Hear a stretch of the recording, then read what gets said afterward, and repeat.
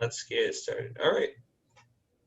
Okay, so Philippe, if you're ready, we can start introduction. Fine, sure. It's fine with you? Okay. Yep. Then welcome everybody. This is our weekly point distributions webinar. Today our guest is Philippe Moustrou from the Arctic University of Norway. And today he's going to talk about the exact semi-definite programming bounds for packing problems. As usual, please be aware of the fact that we're going to record this video. So if you don't want to be on this recording, just wait till after it when Ryan stops the recording. So Philippe, please, the screen is yours. Okay, thank you very much. Yeah, so first of all, thank you for organizing this nice webinar. It's also nice. So I'm glad to talk about this project because this is something we started at ICERM with my colleagues Maria Dostat and David Delat. And I'm happy to see some faces I met during this semester. So yeah, I'm glad to talk about this today. And also there is some continuity in the seminar because Maria was talking last week and David will be talking next week. So yeah, everything is in its right place. Okay, so first of all, the first question I think you're all interested in is what is the Arctic University of Norway? So let me first answer this question. So Arctic University of Norway is in the north of Norway, of course. So the name is Tromsø, and this is like above the Arctic Circle. So when I was applying there, people told me that this was the Paris of the north. So as you can hear, I'm French, so that's why I was very attracted by this city. And now, so I can see that this is indeed in the north of Paris, but I'm not sure why this is called the Paris of the North, because if you look at the picture, this is nothing but Paris, but it's still very nice, especially in summer, more than in winter, but okay. So this was the first important question. Now let's get back to the main topic. So the title of the talk is Exact Semi-Definite Programming Bound for Packing Problems. So there will be essentially two parts in the talk. The first one will be essentially explaining the title. So first, which kind of packing problems I am considering. So this will be local packing problems like kissing numbers, spherical codes, and these kind of things. The second, so we are in the semi-definite programming period of the seminar. So I will also talk about semi-definite programming bounds. So how I can use SDP to solve these kind of problems. And the last important word in the title is exact. So why do I care about exact bounds? What do I mean by exact bound, and why do I care? So the first part will be explain the title. I already apologize for experts in the room because they will know, but I know that the seminar is intended for a grade student, so I try to keep it slow at the beginning. Okay, and the second part of the talk will be more optimization oriented, because we want exact bounds, but what happens in practice if we want to compute SDP bounds? We have approximate solutions, approximate numerical bounds, and the question is how can we turn them into something exact? So this will be really the question I'm interested in, and the second part of the talk will be about this problem. This is really what we did. Okay, and also you feel free to stop me and ask questions whenever during the talk. Just unmute yourself and ask questions. I cannot see the chat, so if there is questions in the chat, please somebody should stop me. All right. So first of all, what is the motivations? What are the packing problems I'm considering? So the main problem in this area will probably the most famous is the kissing number problem. So the question is very easy. Most of you already know it, I guess. So the question is, how many unit spheres can you simultaneously touch a central unit sphere without overlapping? So you have a central ball and you want to know, so for instance, in dimension 3, and you want to know how many balls you can put touching this ball without overlapping. So in dimension 3, for instance, you can put 4 balls in the back, here a second layer with 4 balls, and you can repeat the same thing in front. So this will be 12 balls. So here you have a solution with 12 balls. And this was like a big problem, big fight between Newton and Gregory to know whether this is optimal or you can put one more sphere. Because here, if you look at the configuration here, for instance, you can see that there is a lot of space between balls. So actually you can move them continuously and you have the feeling that you can put one more ball, but actually Newton was right and you cannot. So 12 is the optimal solution. So this was for dimension 3. Dimensions 1 and 2 are basically trivial. And then when you know the answer in dimension 4, 18, 24. So here in dimension 3, this is highly non-unique because you can move all the balls. Then in dimension 4, this is, so this was proved by Musin in 2003. And so we know that D4 gives the best arrangement and is conjectured to be unique, but not proved yet. And then dimension 8 and 24, we know everything. We know that the solutions are given as usual by the E8 lattice and the Leach lattice, and they are unique. Okay, so this is the first problem. Okay, so what's the formulation? This was really very rough. Now, if I want to formulate it precisely, how can I do? So instead of looking at the centers of the spheres, I will look at the projections of the centers on the sphere. So then I have points on the sphere, and what are the constraints? I have an angular constraints. I have that I have to put as many points as possible on the sphere in such a way that the angle between them is at least pi/3. So I can formulate this as the maximum of the quantity of codes, what I will call the code afterwards, on the sphere, such that the inner product is at most 1/2 for every pairs of distinct points. So this is the formulation for the kissing number, and then I can generalize this in several ways. So for instance, I can play with the angle. Here I had that the inner product has to be at most 1/2, but I can change the value to some cos of some angle, and then this is what I call a spherical code. So I can play with this corresponds with playing with the radius of the sphere. So if I change this in cos theta, then I get what I call a theta spherical code. This is also very classical and very well known generalization of kissing. And also I can play with the space. So here I am putting point on the sphere, but I can change the space and take, instead of a sphere, take a spherical cap. Or for instance, I can fix the spherical cap to be the hemisphere. So this is the picture on the right. So and of course I can play on the playground, on the sphere, and also on the angle. Okay, so this was for the problems. And more particularly, what we were interested in really, so not the one I showed you before, but really rigid structures I can't move. So for instance, in dimension 3, we have a special spherical code, which is made by 8 points, which is called the square antiprism. And this is not as a unique optimal theta spherical code for some special value of theta that you can read.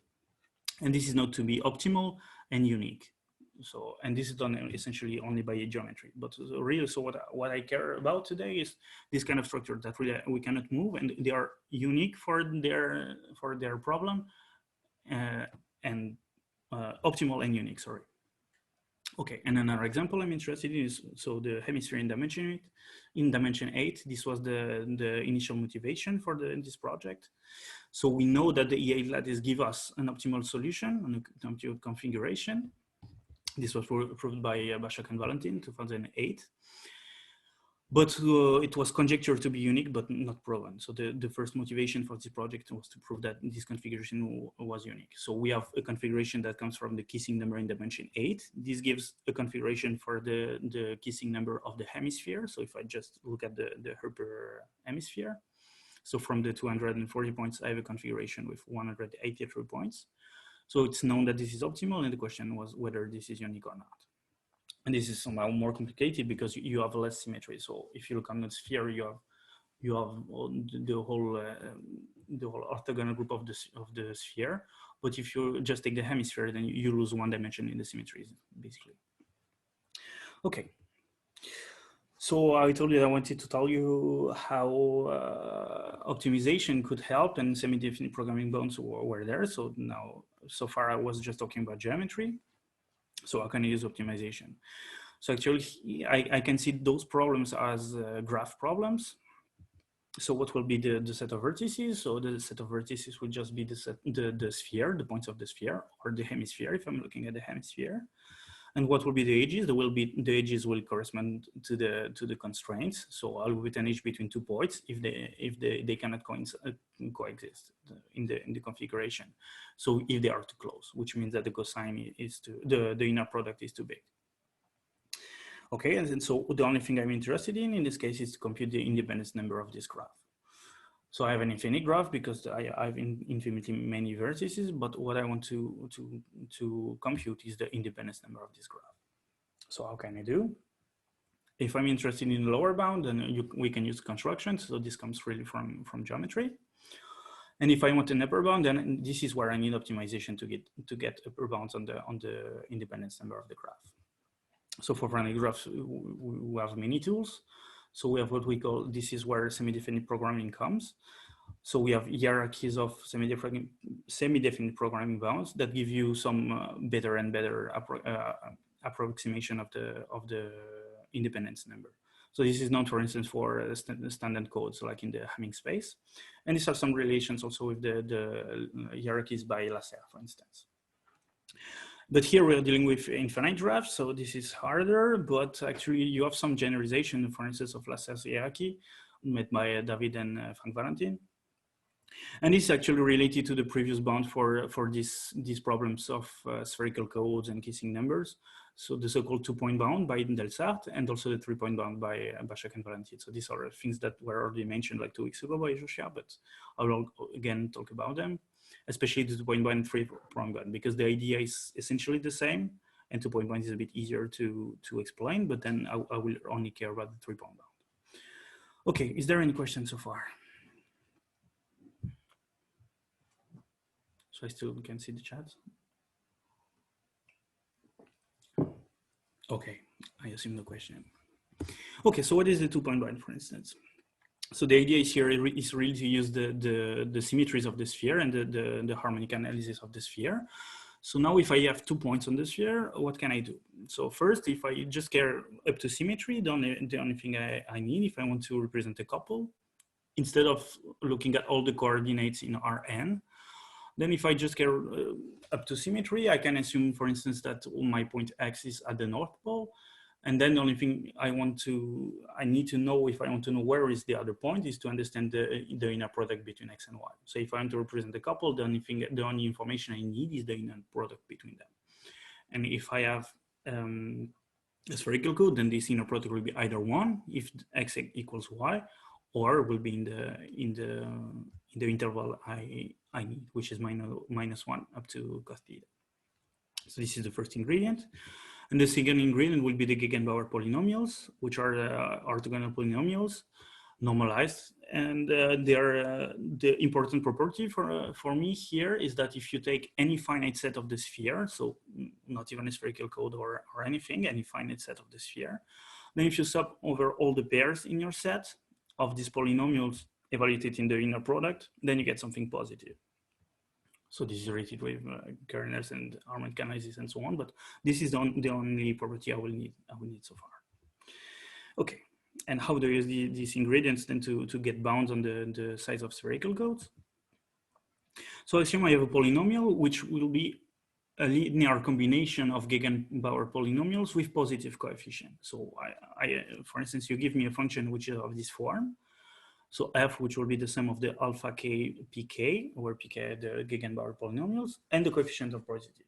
And you also assume that f of u for u in the spatial interval in -1 cos theta is at most -1.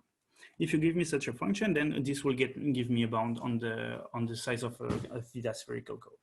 So why? This is very easy.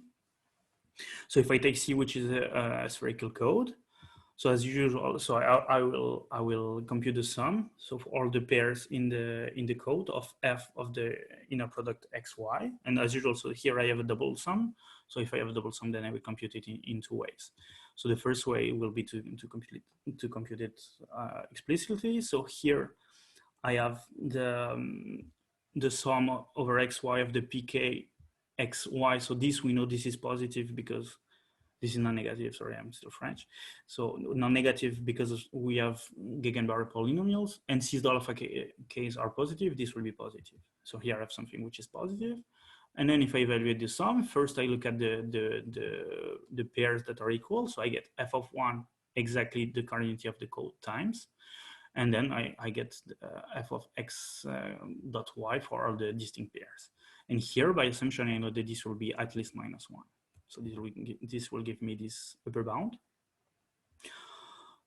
Also, this is just here -1 times c -1, right? And here, if I take both sides of this long formula, then I will get bound on the cardinality of c. Precisely, I have that c is at most f of 1 plus 1. So whenever I have a function like this, I have an upper bound on the side of the code. Okay. So this was for the 2-point bounds. So, okay. So if you give me a function, I have an upper bound. And the question is now, okay, how can I optimize over all the functions? So I want to optimize over all the functions of this shape to get the best upper bound on the size of the code. So what I want to compute is the minimum. So this will be exactly the bound I want to optimize. So this is the m. So I want to find the smallest m such that there exists a function with the same shape as before, such that f of 1 will be m, or well, m plus 1, and f of u will be less than minus 1 in the spatial interval. So now I'm optimizing over all the functions of this shape here, and the minimal will give me the bound I want. And this is a linear program. So here all the conditions are linear. Okay, it's infinite, but it's a linear program. So this is very well known, and this has been used many times to bound the size of many spherical codes, and this gave many good results. Okay, so this was the 2-point bound, and now I'll just quickly show you the 3-point bound, which is a bit more complicated to explain in a couple of slides, but just I want to tell you that the ideas are basically the same. So here I don't have 2 points, but I have 3 points. So same idea, instead of taking all the coordinates, I just need to understand the inner products if I want to understand the positions of the points up to symmetry. So I have domains that are a bit more complicated, but basically I have conditions distinguishing whether 2 points or the 3 points are equal or all distinct. This will be the different situations. And instead of the Gegenbauer polynomials, I will have this time not directly polynomials, but matrix polynomials. So matrices with polynomials in UVT. And with this kind of the same property that for any subset on the sphere, if I sum over all the set of 3 points in my set X, then this matrix will be not so here not positive, but the equivalent of positive for our matrices will be PSD, will be a PSD matrix. So this is really the same flavor of the previous one. I don't want to explicit the matrices. This is not really important here for today, but just to give you the idea that here this will take the role of the Gegenbauer polynomials. And now with the same idea, I will get a bound by optimizing over all the functions that will have this shape. So this will be the equivalent of the sum of Gegenbauer polynomials with positive coefficient. But since I have matrices here, I need to take not positive coefficients, but PSD matrices. So here I will optimize over all the FKs, where the FKs will be positive semi-definite matrices. So here in this case, I have a bound, but I don't want to get too much into details for the bound, but I have conditions for 1 point, conditions for pairs of points, and conditions for a triple of distinct points. But really, this is the same shape. The only difference is that here I have some PSD matrices. So instead of having a linear programming bound, I will have an SDP bound. And if I want to compute it, then I can use sum of squares, and then I can compute it with I can compute bounds with SDP. I have hierarchies of bound using the sum of squares. Okay. So this was for the what are the bounds, and now why do I care about exact bounds? Because you might actually think that this is useless, because assume I know a configuration. So I want to look at the best size of the spherical code for a given theta, a given dimension, and I know already a configuration with endpoints, for instance.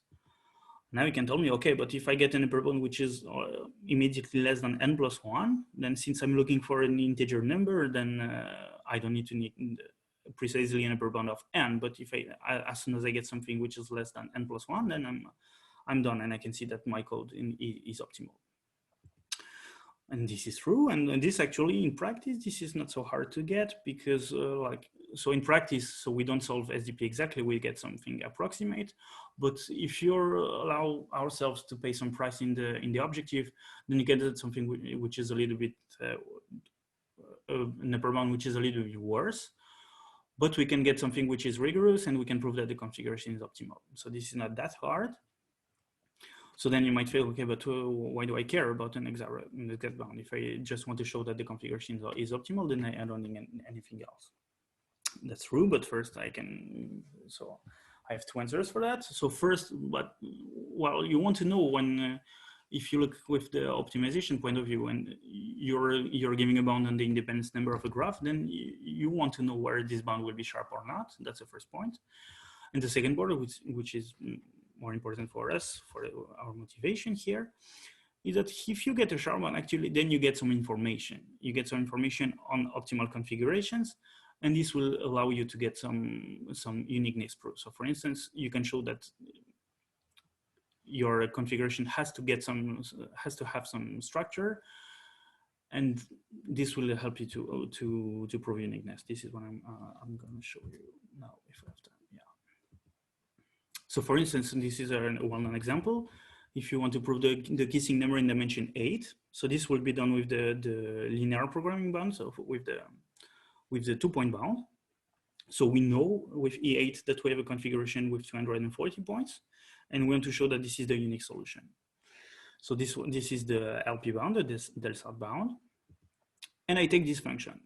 Yeah, I take this function, then you can check that this will be indeed a linear combination with positive coefficient of the Gegenwart polynomials, and this will be in the interval -1 cos theta. This will be also less than -1. So this will be a valid function to give me a bound, and the bound it gives will be 240. But now what does it tell me?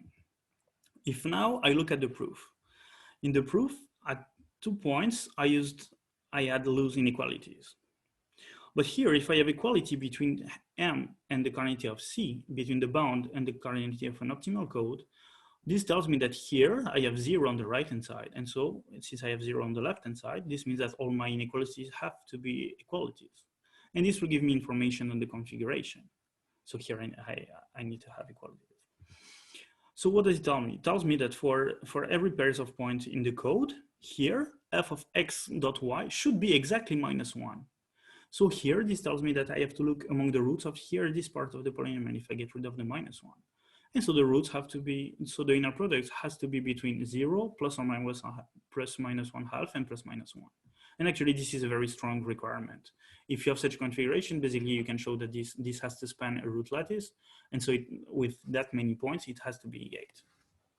So this was just to tell you how when you get a sharp bound, then you get further information, and you can prove uniqueness of such configuration. The idea, we want to use this, but in more general context, and also with SDP bounds. This was for linear programming bound.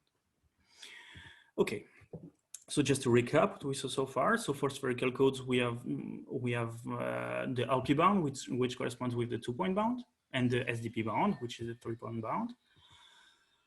But this was just for spherical codes. But if you don't look on the sphere, but in a spherical cap, then here you lose some symmetry and you cannot apply anymore the 2-point bound. But what you can do, you can apply the 3-point bound, and that becomes in this situation a 2-point bound, because basically the last point will be the North Pole, and then you can play with the other 2 points.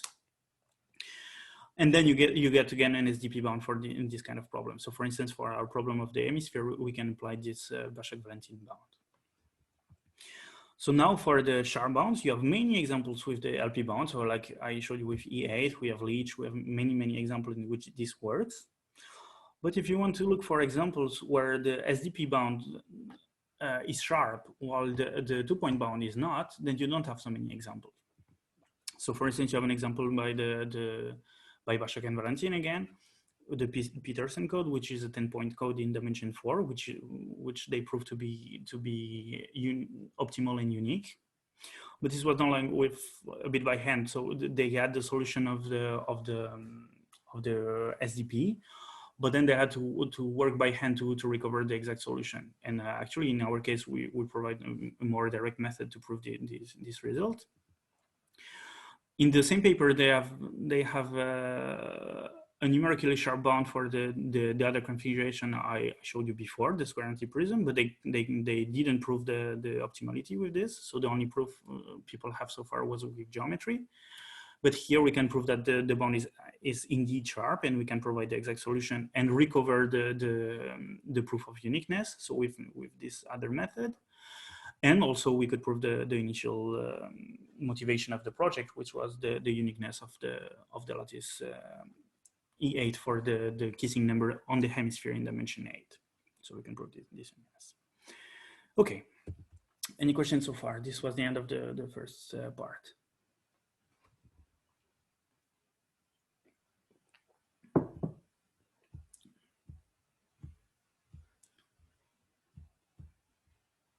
Okay.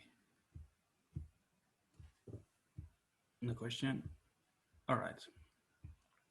So now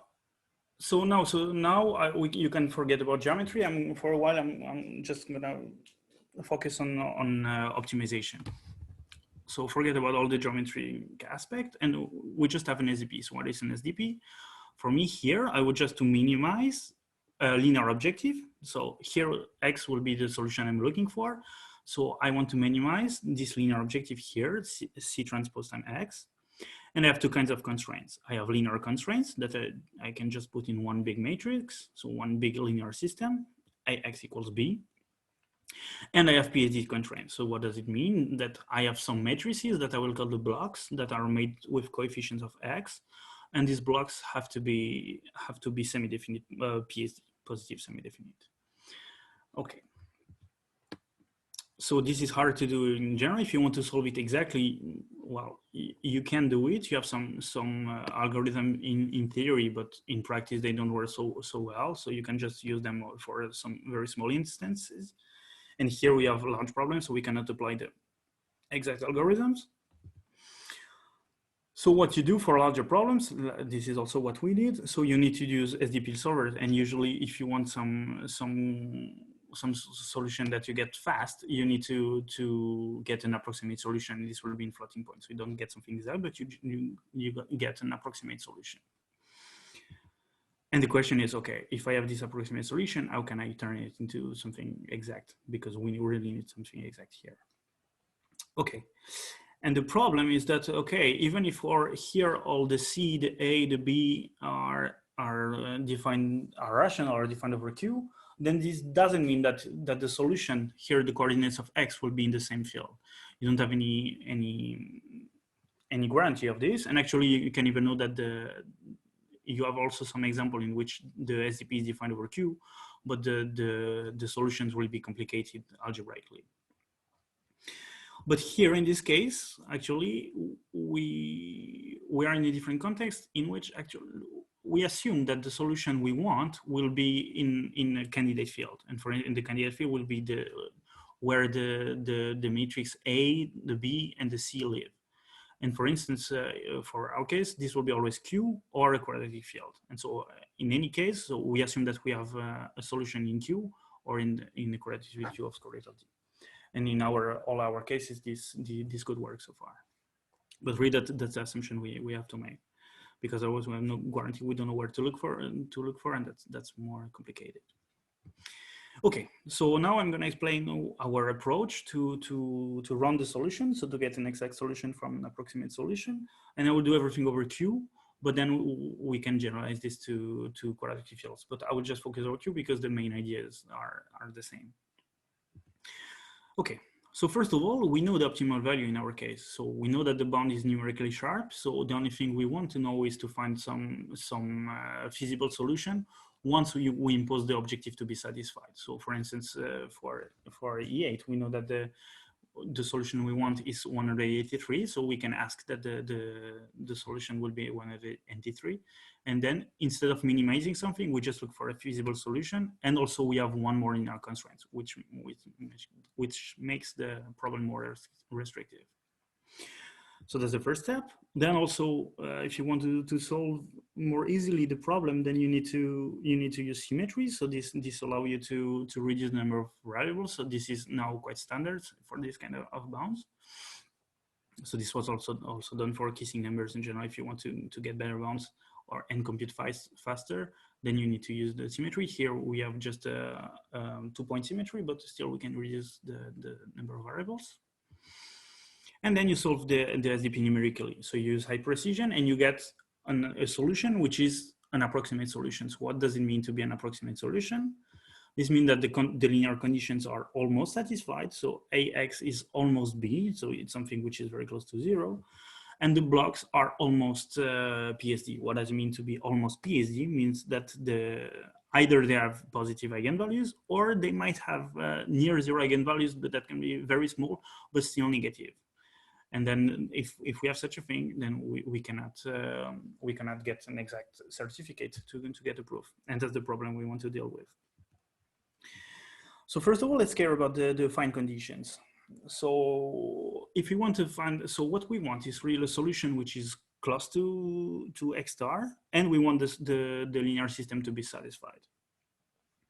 So what do? We do just algebra 1 actually. So we just want to solve the system like we do usually. So we put the system into row reduced echelon form. We do this exactly because here A and B are rational. And still this can be long actually, so we got in trouble with this. But we have it in row reduced echelon form, and then we can solve the system by back substitution, like we do really algebra 1. And whenever we have a free variable, we have some freedom, then we take something which is very close to what we have in the approximate solution. So we take the coefficient and then we back substitute. And in the end, we make sure that that the solution we get will satisfy the linear system. Okay, so if I do in such a way, I'm sure that the linear system is satisfied. But the question is, okay, what about the PSD conditions? So here we didn't move the solution so far because the solution will stay very close from the X star we had. So if I have an eigenvalue which was positive before and far away from zero, then if I move a little bit the solution, that by continuity of roots, the eigenvalue will stay positive. So here I won't have any issue. But the problem is really if I have eigenvalues that are very close from zero. If I have eigenvalues that are close from zero, when I round, I will move the solution, and it will be very likely that I will leave the PSD cone. And the problem is, for instance, if I don't have enough linear requirements, if I don't have enough linear equations, affine equations, then this will be almost sure that when I round, I will leave the cone. So the question is, okay, what can I do if I have eigenvalues that are very, very, very close to zero? So sometimes you can get lucky, and it can be that you can add some linear constraints that come from the configuration. So this is what we call complementary slackness. This is the same kind of thing. So when you have inequality, you need to get equality in the proof. This will tell you some further linear condition that should be satisfied by an optimal configuration. And so you can add this constraint in the program. And then sometimes this is enough to force all the near zero eigenvalues to be exactly zero. So this works in some situation. For instance, in a paper by Con and Wu in 2012, this could reflect some problem of energy minimization. But this does not always work. So actually that was the problem, because when we had this problem, first we thought that this would be easy, because always applying the conditions coming from E8, one could think that this will be enough to force all the zero eigenvalues, but this was not the case. Even with this, we got some eigenvalues that were really close to zero and negative. So the question is, do I have a general way to force all the very small eigenvalues to be exactly zero? And so the idea is to detect these kernel vectors and to force them to be kernel vectors, and to force them to provide zero and exactly zero eigenvalue. So let me show you how you can do that. So for instance, I will start with the easy case when the kernel is one-dimensional. So I expect the solution over Q. So the intuition we have is that okay, these zero eigenvalues, they are not completely random, and there is a reason. There must be a reason for them to be here. And then you can expect that the kernels and the kernel vectors will look nice, and so you can expect to find nice rational basis for the kernels. So for instance, sparse vectors or these kind of things. So this is the key point for us. We expect to find a nice basis for the kernels. But the problem is that the solver doesn't see this at all and doesn't look for some sparse solution or anything. If you take a block of the approximate solution, then you can compute its kernel in floating point, but you'll get something which is very, very ugly. So for instance, this is something here. I took a very small vector, but this really looks like this. So you have maybe 100 coordinates, and you have such a vector, and you need to find a nice vector from this one. So if you have one vector, it's not so hard, because you say, okay, I want a vector which is rational, so I just need to divide by one coordinate, and then I will get something which is rational. So for instance, here I divide by the last coordinate, and then I can see something happening, and I can round it, and I can say, okay, the vector I want is this one, and the kernel would be exactly this one. And here, if I have this vector, then I can force it to be in the kernel. And then I have new equations, linear equations that I can add to the linear system, and that will force this eigenvalue to be exactly 0. Okay, so this is when I have just one vector in the kernel. This is quite easy, but the question is, in general, how can you do? For instance, here I just give you 2 vectors, but now this doesn't work, because you just have messy combinations. You have combinations with real coefficients, and you get something which is really messy. If you apply this same situation, this will not work in general. I can do it because you tried. Okay, so how can you do now in this case to extract a nice basis of the kernel? So the idea is here that you can use the LL algorithm. You can use this algorithm to give you some linear constraints that are satisfied by the vectors. So you use LLL, and for instance, so if you use LLL on these 2 vectors, it will tell you that if you take -1 times the first coordinate plus 3 times the second minus times the third one, then you get something which is very, very, very close to B0. And then you say, okay, so then we want this to be 0. This will be one equation that has to be satisfied by our vectors. So here you just have one equation. That's not even enough, but then you can just forget about the first coordinate and do the same with the other coordinates. Then you get the second equation. And here I have 2 equations for a dimension 2 space in dimension 4. So I have enough equations, and then I can compute here I have very nice equations, and then I can compute the kernel. So here for these 2 messy ugly vectors, I can get a nice basis. And then again, I can force the equations that blocks times this vector has to be 0, and this will give me further linear equations, and this will be enough to force the eigenvalues to be 0. Okay, so now just to give an overview of what's the algorithm. So first of all, we compute the approximate solution, X star. Then we compute the kernels of the blocks. And so for every eigenvalue which is very, very small, close to 0, either positive or negative, but close to 0, we compute what we expect to be the kernel with the previous method I told you about. Then we include these linear constraints in the linear system. So we have more rows in the system, Ax equals B. And then we can apply row reduction and solve the system with the previous method. So back substitution, and whenever I have a variable, I take something which is very close from the approximate solution.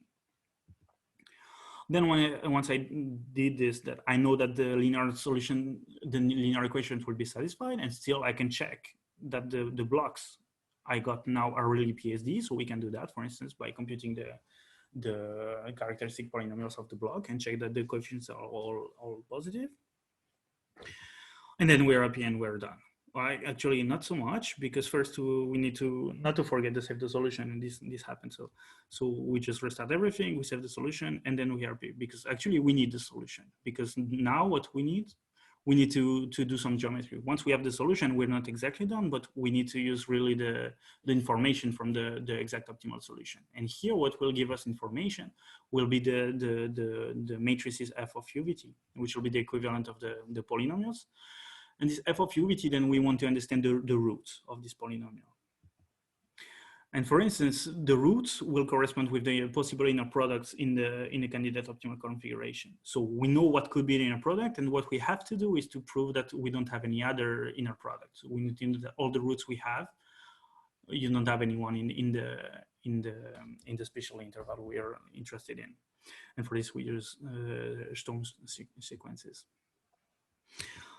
And then, so maybe that's already enough. Maybe once you have the inner product, then you can already show that the configuration is unique. This is like for the E8, we can just use the fact that we get some root lattice, and that's enough. Sometimes you need to do a bit more. You need to understand the 3-point distance distribution, but this you can use also constraints from the equality, the fact that we have a sharp bound. And then once you have this, then you just need a little bit of geometry or use lattice theory of this kind of thing, and then you can show that your configuration is unique, and then you're done. Okay, and just to conclude, some generalizations. So this I told you was just about the Q, about the quadratic field, but about the rational field, but we also extended it to quadratic fields. So for instance, we needed for, if we wanted to prove that the square empty prism was unique with this method, we needed to go to quadratic fields. So that's why also Bachok and Valentin did not prove this one with this method. And also we did this, we can also adapt this method to slightly different problem, which is the number of spheres in a given sphere. And also in this case, we needed quadratic fields. And then things that we can do that are related. So we could try to use this approach also for other related problems. So for instance, this energy minimization situation, in which you expect some configuration to be optimal and unique, and it also works for the codes in the project spaces. And also these are also maybe other application in other things, in other fields of optimization, because this was really with geometric motivation, but maybe you can just use it for other stuff in which you might expect for some reason to get a solution into the same field. Okay, and this is all from me. I can do more if you want, but. So thank you very much, Philippe, for this very nice talk. So are there any questions? And please be aware we're still recording.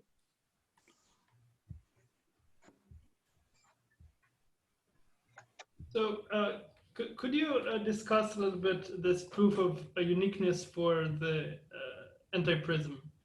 So uniqueness for E8, you can use lattice theory. What kind of properties do you use for?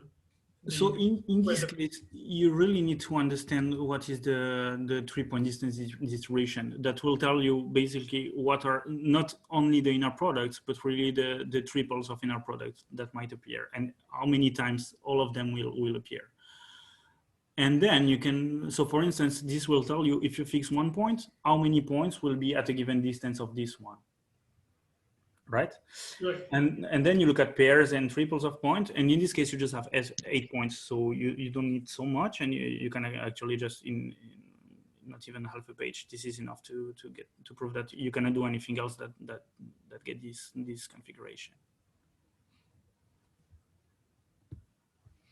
Thank you. Some more questions? What is a storm sequence? This allows to tell you, this is something that tells you how many roots you have in a given subset for a polynomial, in a given interval, for instance. Oh, this is kind of a generalization of the Descartes raw sign, right? So you have a polynomial, you want to know how many roots it has in an interval a b, so you compute some sequence with the derivative and so on, and this will give you the number of roots you have in between. And in our case, we know that we have already enough because we know some candidates, and in this you can show that you don't have any other possibility. Some more questions?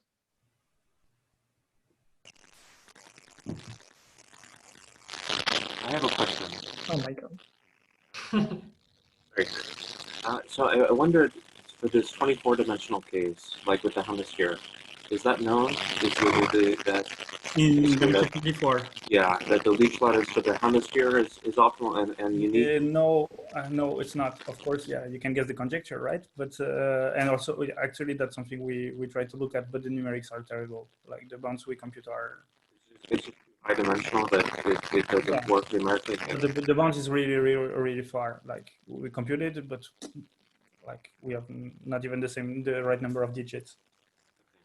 Interesting. So you're saying the bound is wrong, and not just the problem is too large to deal with. Oh, I don't know. Maybe you need to go in a really higher degree, but I'm not even sure because we went.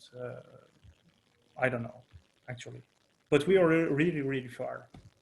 Interesting. But that was really not clear that you could say, okay, if I go just 2 or 3 more degrees, then you will get something sharp. This was really, really far. Maybe it might be, yeah? Maybe you need really high degrees, but I'm not sure. Which is crazy, yeah, right? Because of course we were expecting that was the second thing we wanted to try, but no, very, very far. What happens for D4? For the So how bad is the SDP bond? for kissing or for a hemisphere? For kissing, for kissing, but also maybe yeah. So in general, for hemisphere, everything is worse. So for kissing, the bond is very, very close from 24, but it's 24.0 something. But that's not enough, right? And people try to get better and better bounds, like Fernando Oliveira and Fabrizio Machado, for instance. They could improve by using these symmetry arguments. Huh? They could compute the bond for higher degrees, and they got very close from 24. But still, if you don't have 24 sharp, then you cannot do anything. Yeah? Of course, if you get 24 sharp, then you're done by the same argument. But no, still no. Thanks. Some more questions? So if not, I would suggest let's stop the recording, Ryan. All right.